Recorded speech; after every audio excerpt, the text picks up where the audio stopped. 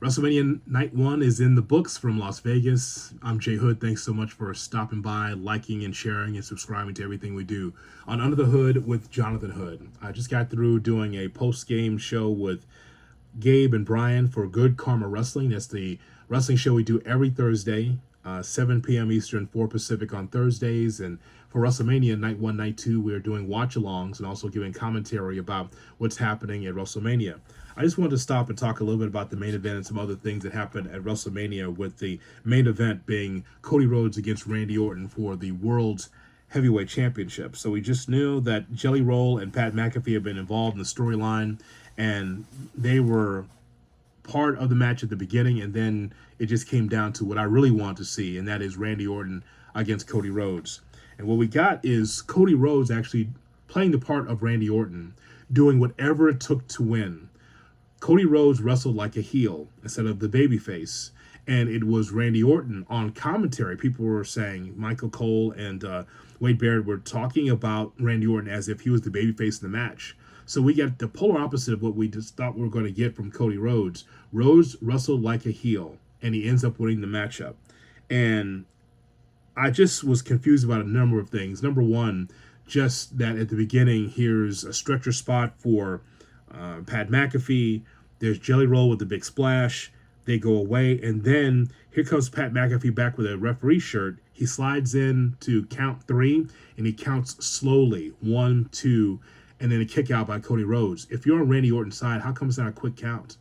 It was like a 2 count. Not saying that fall would have counted, but the point is, though, it was like 1, 2. It's like, what's going on here? And then Randy Orton gives the RKO to Pat McAfee. It's like, okay, so I guess we're not going to get Jelly Roll and Cody Rhodes against Randy Orton and Pat McAfee at Backlash. Okay, fine.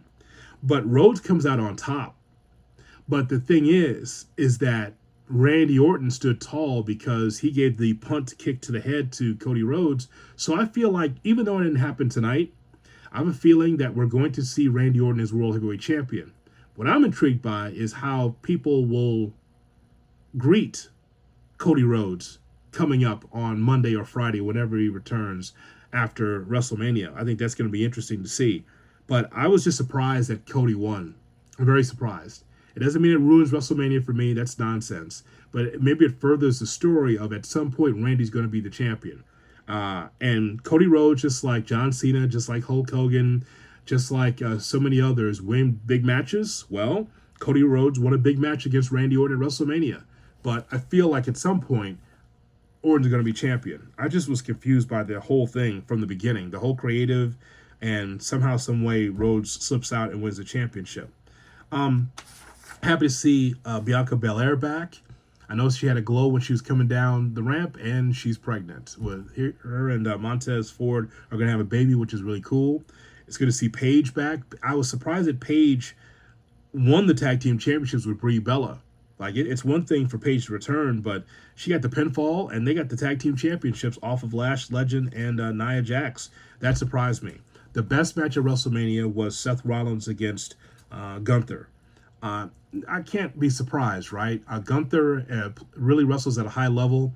He is a career killer, and you know Seth Rollins can go. There's more of a seriousness with Seth Rollins now than it has been in some years. I don't hear the cackle. I don't get the smile. It's a determined, focused Seth Rollins that wrestled a really good match. But the thing is that Braun Breaker returned, and Braun Breaker looked yoked, and he looked ready, and he took out Seth Rollins. One of the reasons why Seth lost this matchup against Gunther. I thought that was great to see. I thought that Jacob Fatu and Drew McIntyre in the unsanctioned match really delivered on ESPN2. I thought that was really good. They went 15 minutes, so the length of the match was fine. I thought the brutality was great, and Jacob Fatu comes out on top. And the rest of it was just kind of okay. IShowSpeed got his one moment with the Vision's Logan Paul. It's like, okay, that's okay. Becky Lynch and AJ Lee was just okay. I mean, Becky is now a 3-time Intercontinental Champion. I didn't think that match was really great, anything to write home about. And the disappointment of the night for me, I know for some of you it might be the World Heavyweight title matchup. The biggest disappointment for me was Liv Morgan against Stephanie Vaquer. That match could have been on Raw or SmackDown if you're going to take the title off of Vaquer that way. So 3-on-1. And Liv Morgan ends up winning the matchup. Too short, number one, but two, not fulfilling. I thought I was going to get a 15-minute classic with these two. There's always the penchant for outside interference. I just thought this match was going to be a little longer. I wonder was there time cut or whatever, but I didn't like the idea that you had constant interference from Raquel and Roxanne. It was 3-on-1 the whole time, so I didn't think that was very good. But this is about a B- to C+ night one for WrestleMania, but I can't be surprised at that. When you looked at the card before it started, did you think, oh my God, every match is going to be a banger. I can't wait to see Ice Show Speed. Oh my God, I can't wait to see Becky Lynch against AJ Lee. It's going to be great. Like, that's not how it works in WWE. It does not. There's always a couple of matches or some moments that you'll always recall, but this is not the AEW banger after banger after banger matchup. That's not how it's laid out. I always thought that night two would be better when it first came out here, so I'm just surprised that Cody Rhodes came out on top as the champion in all of this. After all of this talk, Cody is still the champion. Not disappointed, just surprised. And the finish surprised me as well. So leave your comments below. For those of you who got a chance to watch night one of WrestleMania, your thoughts. I thought it was in the middle for me. It wasn't awful. I know people are saying it's the worst and it wasn't great. No, it wasn't awful. I just thought in some spots, some matches were disappointing, but not bad. Nothing on the card was bad. I know some that if they have their predictions in mind, if it doesn't go their way, then it's awful. It's the shits. That's not how wrestling works. Not for me, at least, as a fan. There's some things I'm just like, wow, that's strange. Why wasn't it longer, or why didn't we get more?